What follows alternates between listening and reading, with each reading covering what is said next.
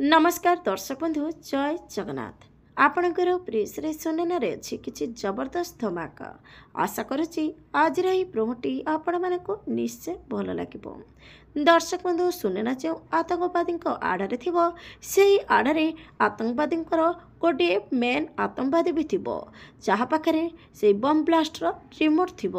से आतंकवादी सब आतंकवादी मानक रिमोट देखाई कह जे यही रिमोट रे जो लाल बटन टी अच्छी जेतेबेले मु ए लाल बटन को दबाई देबी पूरा सहर बर्बाद हो तापरे सुनेना मध्य सेठी थिबे शुणे डरी जिबे कहिबे एमाने केतल किछि भी करि पारंती